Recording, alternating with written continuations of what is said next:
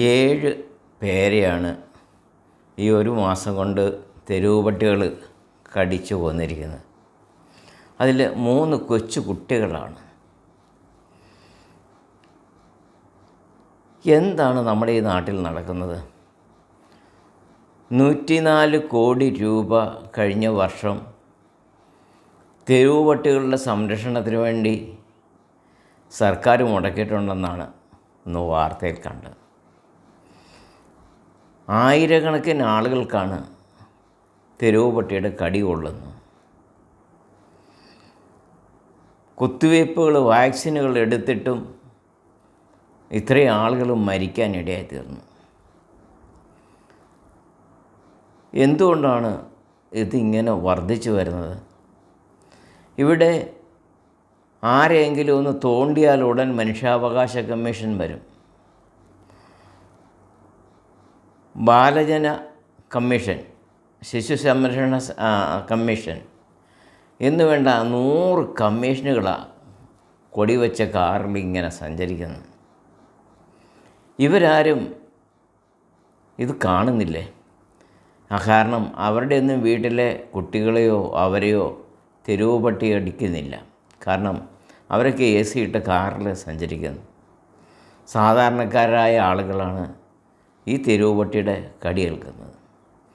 ഈ 105 കോടിയോളം രൂപ ചിലവാക്കിയെന്ന് പറയുമ്പോൾ ഈ പണം എന്തിനാണ് ഉപയോഗിച്ചത്? പട്ടിക്ക് ഭക്ഷണം മേടിച്ചു കൊടുത്തോ? അതോ പട്ടിയെ ആശുപത്രി കൊണ്ട് ചികിത്സിച്ചോ? ഇല്ല. വന്ധ്യംകരണ പട്ടി തെരുവ് നായ്ക്കളുടെ വന്ധ്യംകരണത്തിന് വേണ്ടി ഉപയോഗിച്ച കാശാണിത്.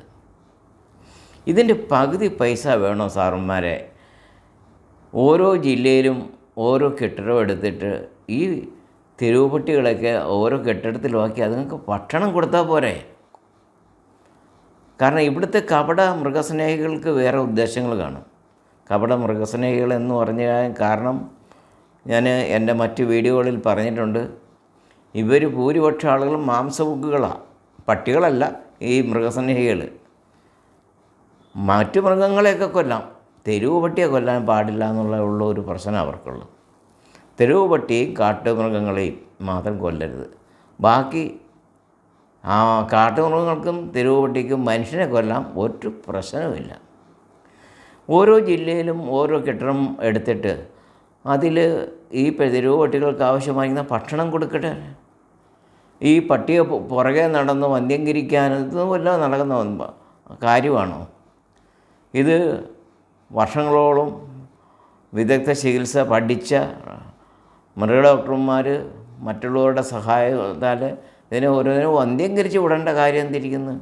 ഇതിനെ ഒരു കെട്ടിടത്തിനകത്തിട്ട് ഭക്ഷണം കൊടുത്താൽ പോരെ. ഇതിൻ്റെ നാലിലൊന്നും ചിലവും വരികയില്ല, ഒരു മനുഷ്യനെ ഉപദ്രവിക്കത്തുമില്ല.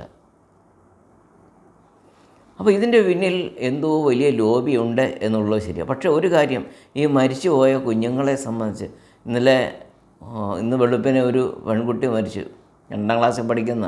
അതിൻ്റെ അമ്മയുടെ കരച്ചിലും ആ കുടുംബത്തെക്കുറിച്ചൊന്നും നിങ്ങളെന്തുകൊണ്ട് ചിന്തിച്ചില്ല? നിങ്ങളുടെ ആരുടെയെങ്കിലും മക്കളെ, ഈ മൃഗസ്നേഹികളുടെ മക്കളെ പട്ടി കടിച്ചിട്ടുണ്ടോ? ഇല്ലല്ലോ. നിങ്ങളൊരു പക്ഷേ കാറിനകത്തോ വീടിൻ്റെ ഫ്ലാറ്റിനകത്തോ ഇട്ട് പട്ടിയെ വളർത്തുന്നുണ്ടാവും, ഇല്ലെന്ന് പറയുന്നില്ല. പക്ഷേ മറ്റൊരു സംഗതി എന്ന് പറയുന്നത്, ഇവിടുത്തെ പ്രതിരോധ മരുന്നുകളെ സംബന്ധിച്ച ലക്ഷക്കണക്കിന് കോടിക്കണക്കിന് രൂപയുടെ പ്രതിരോധ മരുന്നുകളാണ് ഓരോ വർഷവും കേരളത്തിൽ വിൽക്കുന്നത്. ഈ വാക്സിനുകൾക്ക് ഗുണമില്ലെന്നാണ്. അതിനോരോ കാരണങ്ങൾ പറയും. അത് ഇത്ര ഡിഗ്രി സെൻറ്റിഗ്രേഡ് തണുപ്പിലായിരിക്കണം വയ്ക്കുന്നത്, അത് കൂടാൻ പാടില്ല, കുറയാൻ പാടില്ല, 2.1, 2.5 ഇങ്ങനെയായിരിക്കണം അതിൻ്റെ കുത്തിവയ്പ്പ്. അത് ഒരു ഭാഗത്ത് കുത്തിവെച്ചാൽ അതിൻ്റെ ഓപ്പോസിറ്റ് ഭാഗത്തായിരിക്കണം രണ്ടാമത്തെ കുത്തിവയ്പ്പ്. ഇന്ന് TV ചർച്ചയിലൊക്കെയാണത്. മറ്റൊരു വിദഗ്ധ അഭിപ്രായം, ആ കൊച്ചു മരിക്കാനുള്ള പ്രധാന കാരണം കൈയുടെ മടക്കിന് കടിച്ചു എന്നുള്ള.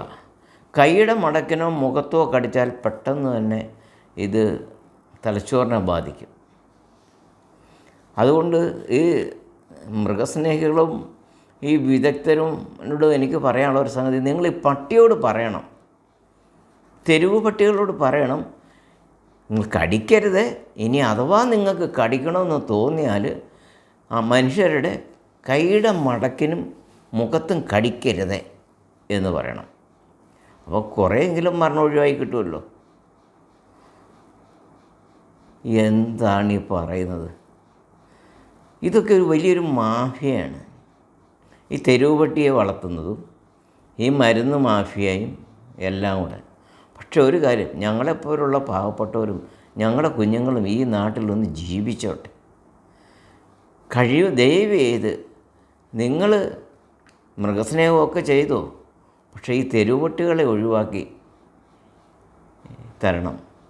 ഒരു പഞ്ചായത്ത് പ്രസിഡൻറ്റ് പറഞ്ഞത്, ആളുകൾ വേസ്റ്റ് അറവ് മാലിന്യം കൊണ്ടിടുന്ന ആടുകളുടെ വീടുകളിൽ ഇപ്പോൾ കുടുംബശ്രീക്കാരായി ഹരിതകർമ്മസേന വേസ്റ്റ് എടുക്കുന്നുണ്ട്.